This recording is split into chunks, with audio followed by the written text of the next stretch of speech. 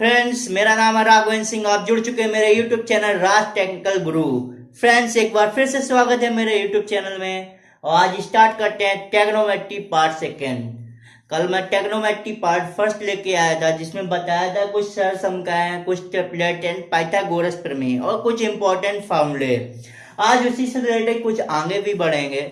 इससे पहले जो लोग पहली बार जुड़े हैं वो चैनल को सब्सक्राइब करें, लाइक करें एंड शेयर करें। तो टेक्नोमेट्री पार्ट सेकेंड में बहुत ही अच्छी टिप्स बताने वाला हूँ और कुछ ऐसे क्वेश्चंस बताने वाला हूँ जो डायरेक्टली ऑप्शन से टेक्नोमेट्री में होते हैं। इसमें 1 या 2 नंबर के क्वेश्चंस आपके एग्जाम में आते ही हैं। फ्रेंड्स, एक कमेंट कल आई थी मेरे पास में कि कल क्लास में वो टेम्पलेट का क्वेश्चन था। तो वो टेम्पलेट को कमेंट क्या थी, वो बच्ची की भी सही है कि ये एक राइट एंगल ट्रायंगल है। मैंने ये राइट एंगल ट्रायंगल नहीं कहा, जैसे ये 3, 4, 5 मैंने बोल दिया ना, एज्यूम कर लिया कि ये ट्रिपलेट है। अब भाई मैंने बोला कि अगर कोई भी 2 डिजिट दी हो तो उसका तीसरा एक ट्रिपलेट होगा। सिंपल है ना। अगर 4, 5 दिया हो तो उसका थर्ड जो होगा वो ट्रिपलेट होगा। अगर 3, 4 दिया तो 5 उसका ट्रिपलेट होगा। तो मैंने ऐसे एज्यूम किया था कि भाई ये साइड 3 है, 4 है, ये साइड 3 है, तो ये साइड 5 होगी, उसका तीसरा ट्रिपलेट होगा। तो ये डाटा एक एज्यूम किया गया है। बंदे ने सही दिमाग लगाया कि ये साइड 4 कैसे हो जाएगी, ये मतलब ये बड़ी होनी चाहिए, छोटी होनी चाहिए साइड से, तो ये राइट एंगल को फॉलो नहीं करता। बात उसकी भी सही है, लेकिन मैंने डाटा एज्यूम करके बताया था कि 3, 4 का टेम्पलेट 5 होगा, अगर 5, 4 है तो उसका टेम्पलेट 3 होगा। चलो, टेम्पलेट से रिलेटेड कुछ टॉपिक छूट गया था, उसको आज कवर करते हैं। देखो, टेम्पलेट कल पढ़ाया था मैंने, 14 टेम्पलेट पढ़ा दिए थे आपको। तो 14 टेम्पलेट में मैंने बताया था, देखो एक टेम्पलेट की प्रॉपर्टी होती है, जो प्रॉपर्टी क्या होती है टेम्पलेट की, कि कोई भी सिमिलर नंबर से, अगर तुम कोई भी सिमिलर नंबर से मल्टीपल कराते हो तो टेम्पलेट की वैल्यू चेंज नहीं होती, वही टेम्पलेट अवेलेबल होता है। जैसे मैंने इस 3, 4, 5 है, इस 3, 4, 5 को हमने लिख दिया। पहली प्रॉपर्टी है 6, 8 एंड 10, ठीक है। तो ये भी एक ट्रिपलेट ही होगा, ये भी एक ट्रिपलेट हो गया। अगर ये लिखा हो तो ऐसा नहीं है ट्रिपलेट नहीं होगा, इसको निकालने बैठ जाओ, नहीं, ये भी एक ट्रिपलेट होगा। जैसे अगर इसी ट्रिपलेट में मैं गुणा करा दूं एक सिमिलर नंबर का, अगर मैं ये लिख दूं कि भाई ये, जैसे आप, चलो ठीक है, ओके, ये साइड 3 है, ये साइड हमसे पूछी गई है, और ये साइड है 5√5, ये है 3√5, तो ये साइड कितनी होगी? तो आपको पता होगा ट्रिपलेट होता क्या, 3, 4, 5, 3 दिया है, 5 दिया है, यहाँ 4 आने वाला है, और √5 क्या है, कॉमन है, तो सिंपल है ना। तो यहाँ कितना आ जाएगा, 4√5। तो कोई भी सिमिलर नंबर से अगर ट्रिपलेट में मल्टीपल हो रहा हो, जैसे पॉइंट से मल्टीप्लाई करा तो पॉइंट वाला भी ट्रिपलेट होगा। जैसे इसमें 0.8 से मल्टीपल करो तब भी वो एक ट्रिपलेट का एग्जांपल ही होगा। तो ध्यान रहे, कोई भी सिमिलर नंबर से अगर मल्टीपल कराते हो तो वो भी एक ट्रिपलेट का ही एग्जांपल होता है। तो ऐसे आसानी से ट्रिपलेट के क्वेश्चंस आप कर सकते हो, ठीक है फ्रेंड्स। इस समय कोरोना के केस बहुत बढ़ रहे हैं, 1 लाख प्लस हो गए हैं। तो ऐसे में बस जरूरत है घर में रहने की, सेफ रहने की, और मेरे साथ इस पढ़ाई का एंजॉय करने की। ऐसी सी ट्रिक्स बताऊंगा जो आसानी से आप उसको सॉल्व कर सकते हो। तो फ्रेंड्स, अगला कॉन्सेप्ट है कि फंक्शन चेंज होने वाला है या फिर चिन्ह चेंज होने वाले कॉन्सेप्ट कैसे होते हैं। मान लो ये आपको एक फिगर दिया गया हो, यहाँ पे ये 0 डिग्री हो, ठीक है, ये 180 हो, ये 90 हो, ये 270 हो। एक बार देखो, इसको साइकिल घुमाओ तो 180 पे आपके पूरा 360 आएगा ना, एक सर्किल में। दूसरा में 720, मतलब इसके एरिया में ही रहेगा। इसका मतलब क्या है, कहीं भी अगर 90 डिग्री के केस में कोई भी आइडेंटिटी आती है, identity mean sine, cos, ten और उसके अपोजिट कॉसेक, सेक और कॉट, तो उसमें ऑल पॉजिटिव होता है, सभी के सभी पॉजिटिव होते हैं। जब भी तुम 90 से एवं इधर साइड बढ़ते हो तो साइन और कॉसेक, साइन और उसका अपोजिट पॉजिटिव होता है, बाकी सब क्या होते हैं, निगेटिव होते हैं। यहाँ देखिए 180 की तरफ बढ़ते हो डाउनवर्ड में तो टेन और कॉट पॉजिटिव रहते हैं। इसके बाद में इधर चलो तो क्या रहते हैं, कॉस और सेक पॉजिटिव रहते हैं। इतनी चीजें को याद रखने का तरीका क्या है, यहाँ आर पॉजिटिव कर दो, यहाँ एस सी है तो यहाँ इसका अपोजिट करो सी एस, बट यहाँ पे सी मतलब कॉसेक है, यहाँ सी मतलब कॉस है, या टेन कॉट है। ठीक है, एक चीज बस, दो चीज में याद रखनी है कि जो 90 और 270 है, 90 और 270 में function will B change. Function क्या होगा? चेंज होगा। Function will B change and 180 and 360 degree है। अगर 180 है एंड 360 डिग्री है तो नो चेंज, या फिर जीरो भी है तो नो चेंज, फंक्शन चेंज नहीं होगा। जैसे एक एग्जांपल लेते हैं आपके सामने, जैसे कि आपसे पूछा गया कि cos 90 प्लस थीटा कितनी थी, इसकी वैल्यू क्या होगी? देखो cos 90 प्लस थीटा है, ये तो समझ पहले क्लियर करो कि भाई 90 है, 90 एंड 270 फंक्शन चेंज होगा। फंक्शन चेंज मतलब cos है तो साइन में हो जाएगा, साइन है तो cos में हो जाएगा, tan है तो cot में हो जाएगा, sec है तो cos में हो जाएगा। इस तरह फंक्शन में चेंज करते हैं। तो ये तो सिंपल है कि यहाँ भाई साइन होने वाला है, यहाँ क्या होने वाला है? साइन थीटा होने वाला है। अब आ जाओ चिन्ह की बात भाई, चिन्ह चेंज होंगे कि नहीं होंगे? तो चिन्ह चेंज होने के लिए ये देखो 90 से प्लस थीटा मतलब कुछ ऐड हो रहा है, कुछ ऐड हो रहा है। यहाँ पे साइन कोसेक आया, मतलब ये क्या हो रहा है? इसका रिवर्स हो रहा है। ये तो अपने एरिया का नहीं है, अपने एरिया का नहीं है तो ये इसको क्या करेगा? रिपेल करेगा, रिपेल करेगा तो यहाँ क्या दे देगा? एक माइनस का चिन्ह दे देगा, क्योंकि भाई ये अपने एरिया का नहीं है, ये अपने एरिया का नहीं, एरिया से बाहर जा रहा है तो नेगेटिव की तरफ जा रहा है, तो इसलिए यहाँ पे क्या आ जाएगा? नेगेटिव आ जाएगा भाई।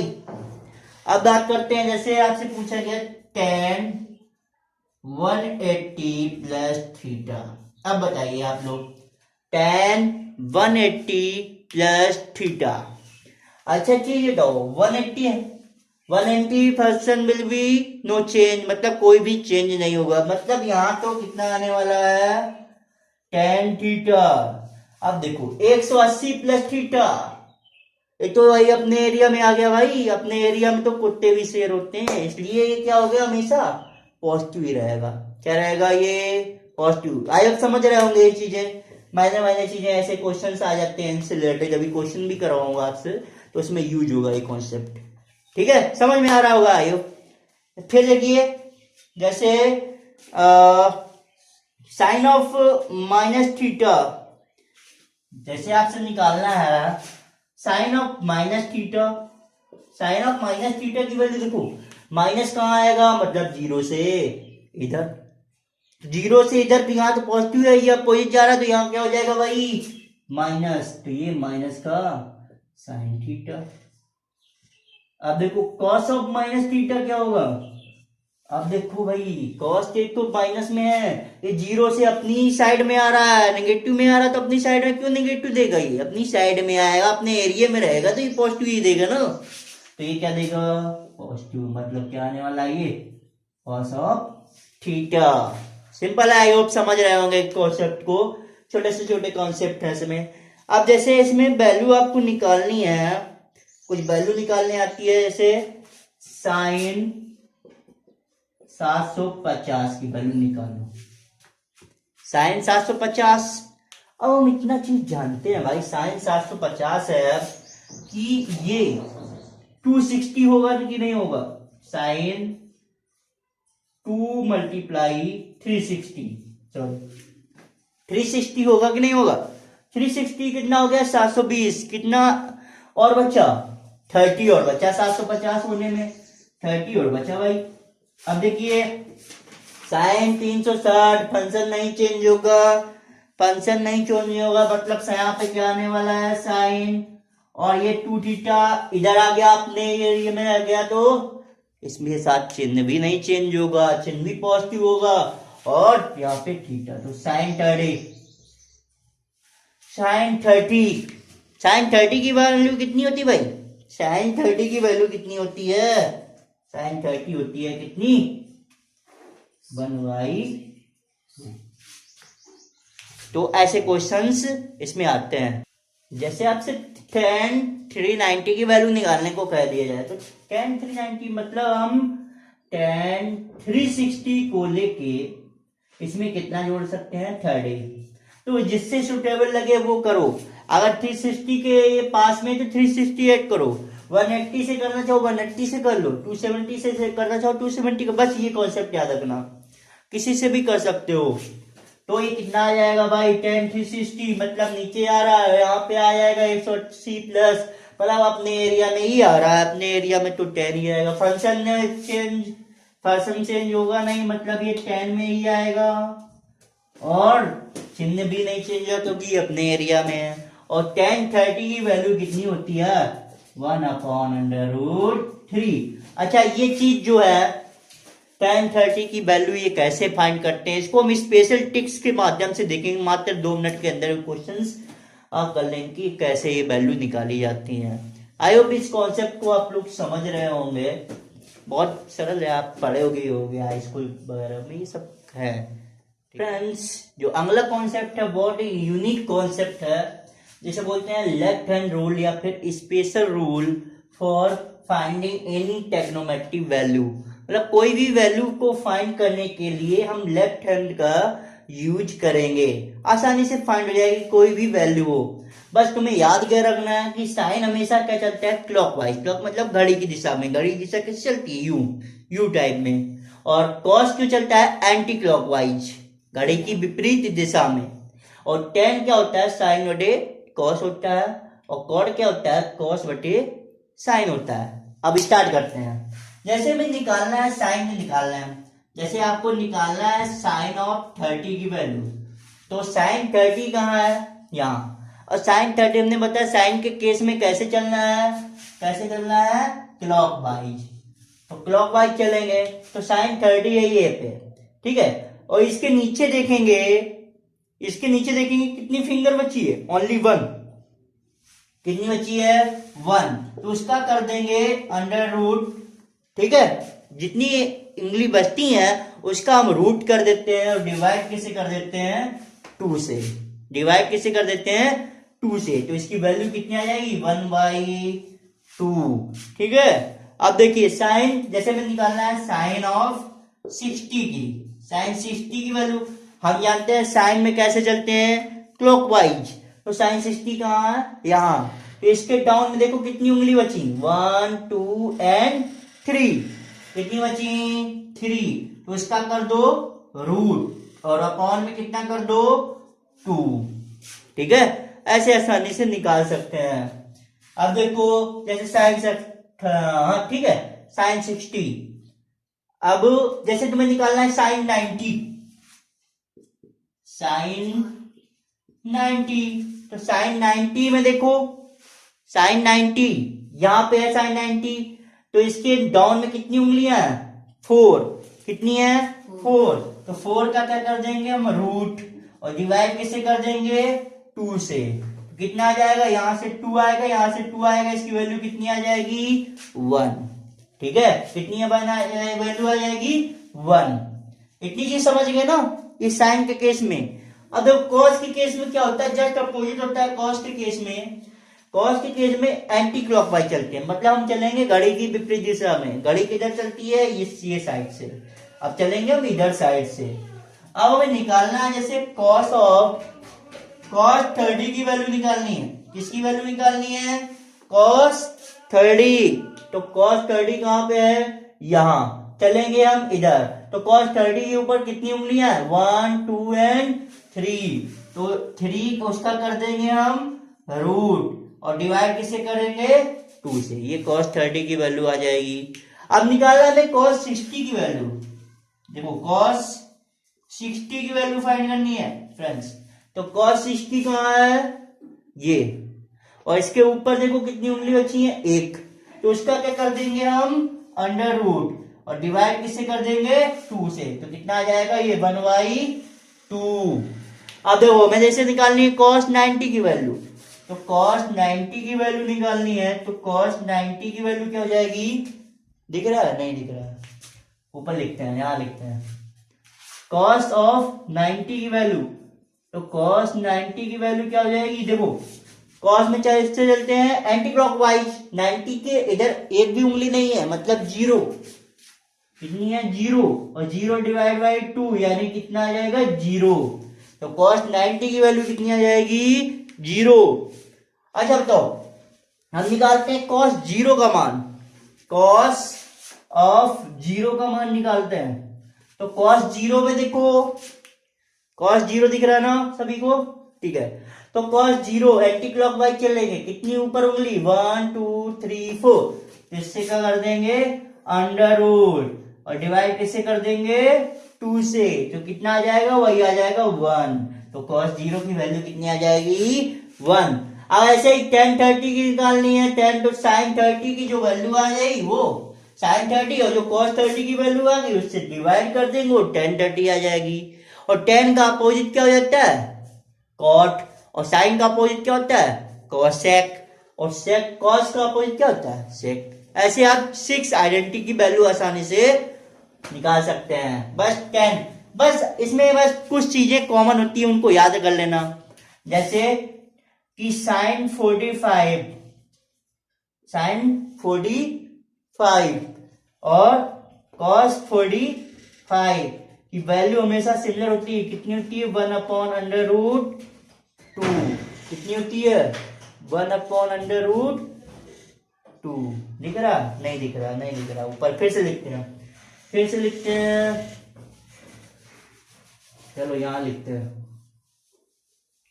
इसमें याद क्या रखना है आपको, याद ये रखना है कि sin 45 और cos 45 की वैल्यू कितनी होती है 1/√2, ये बराबर होती है दोनों।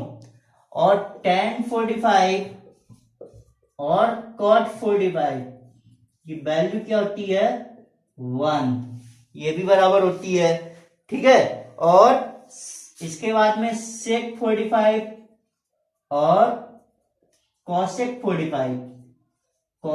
45 इसकी वैल्यू कितनी होती है √2। बस ये चीज याद रखना, आप आसानी से आप इसको निकाल सकते हो। यहां से साइन निकाल सकते हो क्लॉकवाइज, कॉस निकाल सकते हो। tan में क्या करेंगे साइन बटे कॉस कर देंगे, कॉट में tan का अपोजिट कर देंगे, और cosec में साइन का अपोजिट कर देंगे, और कॉस में सेक मतलब कॉस का अपोजिट करेंगे तो सेक आ जाएगा। तो ऐसे आसानी से निकाल सकते हैं, बहुत ही आसान तरीका है, ठीक है। आई होप समझ में आ गया होगा। ये सबको प्रैक्टिस करना है, इसकी घर में कॉपी में प्रैक्टिस करना, आसानी से आ जाएगा। फ्रेंड्स जो इसी में एक प्रॉपर्टी है, प्रॉपर्टी क्या है कि साइन थीटा अगर कॉस थीटा हो, अगर आपको साइन और कॉस में कोई वैल्यू दी हो, कोई क्वेश्चन दिया हो, उस जगह थीटा और अगर 0 रख देंगे तो उस वैल्यू को फाइंड कर देंगे।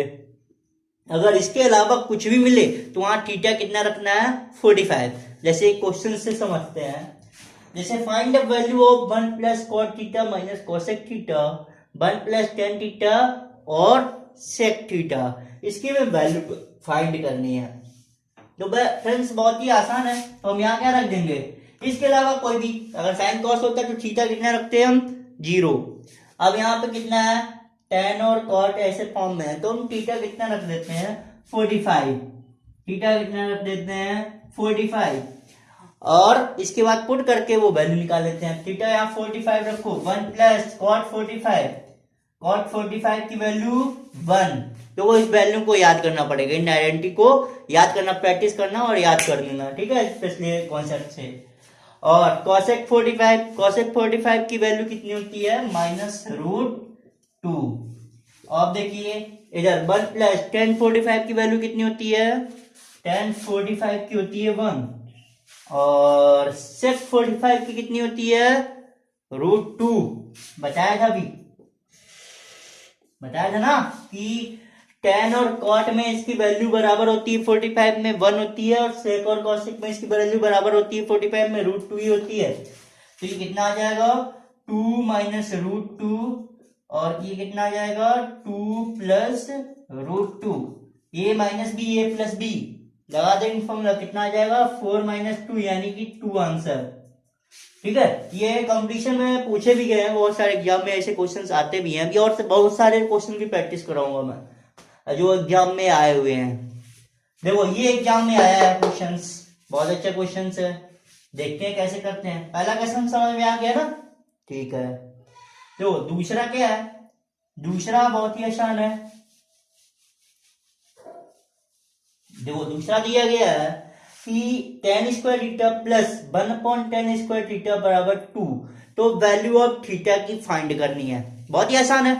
देखो ऐसे केस में हम क्या करते हैं, या तो इसको सॉल्व करके करो, वो काफी लेंथी हो जाएगा, या फिर वैल्यू पुट मेथड, मतलब कि थीटा की वैल्यू कुछ भी रखो, ऑप्शन से रखो, वैल्यू आ जाएगी। ऐसे बहुत सारे अभी क्वेश्चन कराऊंगा मैं, आ जाएगा। अब देखो ये पॉसिबल तभी है, दो पॉसिबल कब है, जब थीटा की वैल्यू कितनी हो, मतलब ये 1 हो जाए, ये 1 हो जाए, तभी तो 2 आएगा यहाँ पे। तो कब आएगा, जब थीटा कितना हो 45। तो देखो tan स्क्वायर 45 और 1/tan स्क्वायर 45, तो कितना आ जाएगा, ये वैल्यू 1 प्लस 1 कितना आ गया 2, तो आंसर थीटा कितना आ गया, थीटा बराबर 45। तो ऐसे सिंपल से आज क्वेश्चन करते हैं। अभी बहुत सारे क्वेश्चन कराऊंगा मैं। देखो जैसे एक ये क्वेश्चन है, अच्छा क्वेश्चन है, एसएससी में पूछा भी गया है क्वेश्चन कि tan स्क्वायर अल्फा बराबर 1 plus 2 tan square beta, then find the value of √2 cos alpha minus cos beta. तो सिंपल आप क्या करेंगे, यहां से इसको सॉल्व करेंगे, tan बीटा की वैल्यू निकालेंगे, वहां cos अल्फा cos बीटा की वैल्यू निकालेंगे, बहुत लेंथी कर लेंगे। तो ऐसे क्वेश्चन ही नहीं करना है, ऐसे क्वेश्चन डायरेक्ट उस थीटा की वैल्यू रखना है, ठीक है, उस एंगल की वैल्यू रखना है। तो सिंपल हम करेंगे क्या, जो tan स्क्वायर पहली इक्वेशन है इसको सॉल्व करेंगे, माइनस इसको इधर ले आए 2 tan स्क्वायर बीटा बराबर 1। अच्छा एक चीज देखो, ये पॉसिबल कब है कि ये और ये इक्वल टू 1 हो जाए। ये पॉसिबल तभी है भाई जब यहाँ 3 हो और यहाँ 2 हो, तभी तो 1 आएगा। सिंपल है ना। तो इस केस में 3 कब होगा, जब अल्फा कितना हो 60, क्योंकि tan 60 की वैल्यू कितनी होती है √2, इसका स्क्वायर करेंगे कितना आ जाएगा 3। और यहाँ 2 पॉसिबल कब है, जब बीटा की वैल्यू कितनी हो 45, क्योंकि 45 tan 45 की वैल्यू कितनी होती है 1, कितना आ जाएगा ये 1। अब देखो अल्फा आपको वैल्यू फाइंड हो गई, अल्फा 60 बीटा 45, यहाँ रख दो, तो रखेंगे कितना आ जाएगा भाई √2 cos अल्फा cos 60 की वैल्यू 1/2, cos बीटा cos 45 की वैल्यू ये। एक चीज याद रखो, जब भी आप रूट से एक उसी नंबर को काट रहे हो इसमें रूट नहीं है तो उसके नीचे रूट आ जाता है, क्योंकि इसको 2 को हम √2 इंटू √2 कर सकते हैं, √2 से √2 कैंसिल हो जाएगा, तो मतलब ये कितना आने वाला है, ये कट के √2 आ जाएगा, और ये आंसर कितना आने वाला है 0, कितना आने वाला है 0 आंसर आने वाला है। तो ऐसे आसानी से क्वेश्चन आप कर सकते हैं, ऐसे क्वेश्चन आप आसानी से कर सकते हैं। समझ में आया ना क्वेश्चन, ऐसे क्वेश्चन आते हैं। और क्वेश्चन करा रहा हूँ फ्रेंड्स, ऐसे क्वेश्चन आते हैं, ऐसे क्वेश्चन मोस्टली लोग छोड़ के ही आते हैं, क्योंकि बहुत सारी गलती कर देते हैं, बहुत लेंथी प्रोसेस कर देते हैं, जिससे क्वेश्चन उनका आता नहीं है। तो बहुत शॉर्ट किट्स में इस क्वेश्चन को बताऊंगा। जैसे आपके सामने ये क्वेश्चन दिया, sin square 1 sin square 5 sin square 9 degree plus sin square 89, ये एसएससी DEO 2011 में पूछा गया। तो एक प्रॉपर्टी याद रखना, वो प्रॉपर्टी क्या होती है कि हमेशा a प्लस b का योग कितना होता है 90, यानी कि sin square a plus sin square b वो कितना हो जाएगा 1 के बराबर, ठीक है, कितना हो जाएगा 1। अब देखो ऐसे क्वेश्चन में करने के लिए हमें सबसे पहले क्या करना होता है, पेयर बनाना होता है, ठीक है, और उन वैल्यू को साइड से हटा देना होता है जिनकी वैल्यू खुद होती हैं, जैसे 45 हुआ, 90 हुआ, 30 हुआ, 0 हुआ, इन वैल्यू को हम साइड इग्नोर कर देंगे, छोड़ देंगे, मतलब इग्नोर नहीं करेंगे, उनकी वैल्यू लास्ट में रखेंगे, लेकिन उस टर्म्स में नहीं गिनेंगे। जैसे देखो इनमें क्या बीच में साइन स्क्वायर 45 आया होगा ना, निश्चित आया होगा, साइन स्क्वायर 45 आया तो उसको हम अलग से रख लेंगे। अब सबसे पहले करते क्या है, जो लास्ट में 89 है और ये 1 है, ठीक है, इसको सब्ट्रैक्ट करेंगे, तो 89 माइनस 1 कितना आ गया, ये 88, मतलब इसमें 88 टर्म्स हैं। कितने टर्म्स हैं, क्योंकि सिंपल है, 1 से 89 गया तो 88 ही टर्म्स होंगे ना बीच में। अब इसके बीच में जिसका सार्वंतर है उससे क्या कर देंगे, इसको डिवाइड। सार्वंतर क्या होता है, सेकेंड डिजिट, ठीक है, माइनस पर डिजिट, मतलब 5 माइनस 1 कितना आ गया 4, तो 4 से क्या कर देंगे डिवाइड, जो इसका सार्वंतर है कितना आ जाएगा ये 22, ये कितना आ जाएगा 22।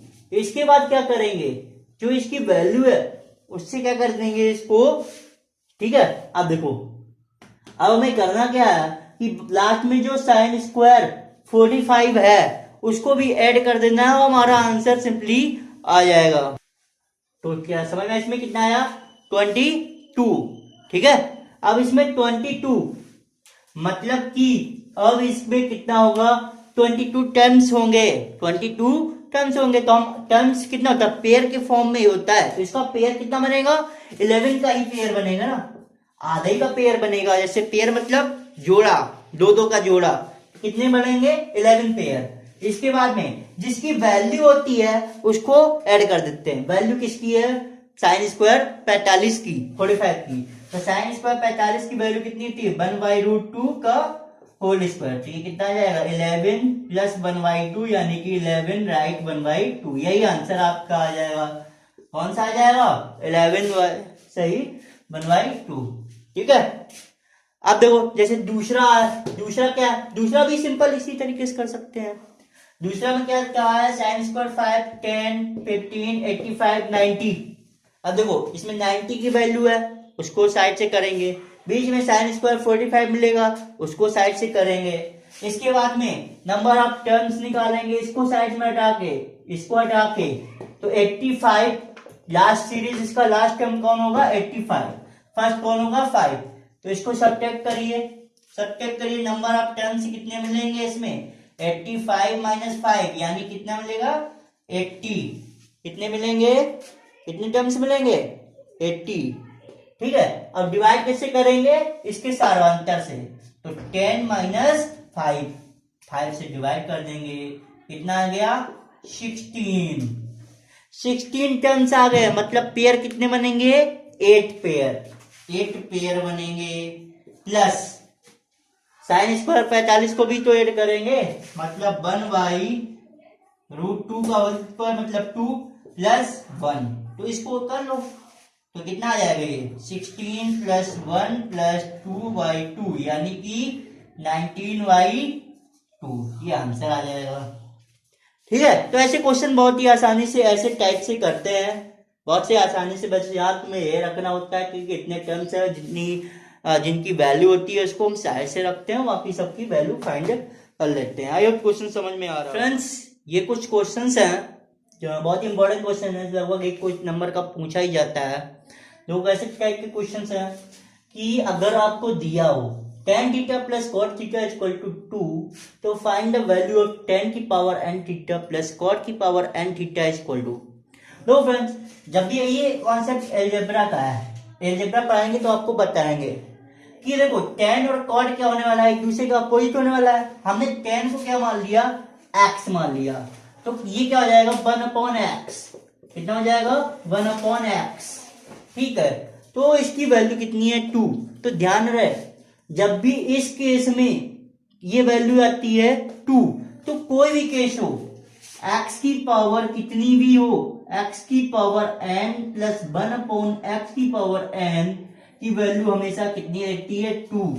चाहे n की वैल्यू कुछ भी रहे, कुछ भी हो, 0 to 100 इन्फिनिटी तक कुछ भी हो, उसकी वैल्यू कितनी होगी 2, ठीक है। इन्फिनिटी तक नहीं, मतलब कोई भी नंबर रहे तो उसकी वैल्यू हमेशा कितनी हो 2 होती है। तो ध्यान है इसकी वैल्यू देखो, ये x हो जाएगा, ये क्या हो जाएगा 1/x, तो ये वैल्यू कितनी आ जाएगी 2। तो tan की power n theta plus cot की पावर n थीटा कितनी आ जाएगी वैल्यू 2, कितनी आ जाएगी 2 वैल्यू। अब ऐसे ही अगर यहाँ पे होता है साइन और कॉसेक होता तब भी उसकी वैल्यू 2 होती। अगर यहाँ पे होता है तुम्हारा सेक या कॉस होता तब भी उसकी वैल्यू 2 होती। मतलब ऐसे केस में जिसमें ये केस बन रहा हो तो उसकी वैल्यू हमेशा क्या होती है 2 होती है, ठीक है। अब देखो एक अगली प्रॉपर्टी है, बहुत ही अच्छी प्रॉपर्टी है कि अगर a cos theta minus b sin theta बराबर आपको c दे रखा हो और फाइंड करना हो a sin theta plus b cos theta, तो इसकी वैल्यू होती है c upon under root a square plus b square. दो एक क्वेश्चन भी पूछा गया था कि इसकी वैल्यू 1 दिया है तो इसकी वैल्यू बताओ, तो सिंपल इस फॉर्मूले को में रख दो, वैल्यू आ जाएगी। क्या आ जाएगी? 1 अपॉन यहाँ वैल्यू है, ये वैल्यू कितनी है, ये दिया था यहाँ पे 1 था, ए की जगह कितना था, यहाँ 1 था, ए की जगह 1 था, बी की जगह भी 1 था, तो वैल्यू कितनी आ जाती है? अंडर रूट 1 प्लस 1 यानी कि अंडर रूट 2, तो 1 अपॉन अंडर रूट 2 वैल्यू आ जाती। सिंपल, ठीक है। तो ऐसे क्वेश्चन पूछे तो डायरेक्टली कर सकते हो आप। जैसे एक प्रॉपर्टी है कि x प्लस 1/x अगर अंडर रूट 3 दिया हो और x cube plus 1 upon X cube हमेशा क्या होगा? 0 होगा, क्योंकि x की पावर 6 कितना होता है? -1। ये अलजेब्रा के कॉन्सेप्ट आगे जब पढ़ाऊंगा बहुत अच्छे समझ में आएंगे, ठीक है। जैसे ये क्वेश्चन दिया cos theta plus sec theta equal to √2, देखो ये एक दूसरे का अपोजिट है कि नहीं है, तो इसको x मानोगे, इसको x मानोगे, इसको तो 1 अपॉन x हो जाएगा √2। देखो वही चीज ये हो जाएगी, तो X cube plus 1 upon X cube आ जाएगा, इसकी वैल्यू पूछी गई है, तो इसकी वैल्यू क्या होती है? डायरेक्टली आप टिक कर देंगे 0। ऐसे बहुत सारे टेक्नोमेट्री में क्वेश्चन होते हैं, बस याद रखना, आपको देखेंगे तुरंत ही ऑप्शन में टिक कर सकते हैं, बस ये कॉन्सेप्ट मेरे याद रखना। आई होप समझ में आ गए होंगे क्वेश्चन। फ्रेंड्स, अगला क्वेश्चन अगला टाइप का है, एक प्रॉपर्टी है कि किसी बहुभुज में कोण कैसे ज्ञात करते हैं। देखो दो ही टाइप के कोण होते हैं, एक अंतःकोण होता है, एक कौन सा होता है? बहिष्कोण होता है। अंतःकोण मतलब आंतरिक वाला कोण, जैसे त्रिभुज है, त्रिभुज में ये क्या होंगे? अंतःकोण। बहिष्कोण कौन से होंगे? बाहर वाले, ये क्या होंगे? बहिष्कोण। ये क्या है? पेंटागन है, तो इसमें बहिष्कोण कौन से होंगे? बाहर वाले कोण। ये एक स्क्वायर है, इसमें बाहर वाले कोण कौन से होंगे? ये बहिष्कोण होंगे। तो सभी अंतःकोणों का योग कितना होता है? 2n - 4 × 19। यहाँ n क्या होता है? Number of sides. Number of sides मतलब यहाँ पे त्रिभुज है, तो त्रिभुज में ट्रायंगल में साइड्स कितनी होती हैं? 3, तो यहाँ n की वैल्यू कितनी रख देंगे? 3। यहाँ कितनी रख देंगे? पेंटागन में 5 होती हैं, कितनी रख देंगे? 5। 1 2 3 4 एंड 5। अब स्क्वायर की बात करें तो यहाँ कितना रख देंगे? 4। तो यहाँ से ऐसे ही सभी अंतःकोणों का योग आ जाएगा, ठीक है। इस कॉन्सेप्ट को बहुत छोटा सा कॉन्सेप्ट है, डायरेक्टली पूछ सकते हैं, तो ये चीज भी याद रखना, ठीक है। तो आज की क्लास के लिए इतना ही, बाकी अगले क्लास होगी तो इसमें प्रैक्टिस करवाएंगे बहुत सारे क्वेश्चंस की, ठीक है। बाकी अगर क्लास अच्छी लगी हो तो मेरे चैनल को सब्सक्राइब करिए, लाइक करिए और कमेंट करिए, अपने दोस्तों से शेयर करिए यार, बहुत सारे व्यूज और सब्सक्राइब करवाइए ताकि मैं आगे भी स्टार्ट करूं, आगे रीजनिंग भी स्टार्ट करता हूं, ठीक है। तो उसके लिए हमें मोटिव करना होगा आपको। बाकी थैंक्स, आगे हमारे वीडियो को देखिए, समझिए, बहुत अच्छे से कॉन्सेप्ट बनाया है। धन्यवाद।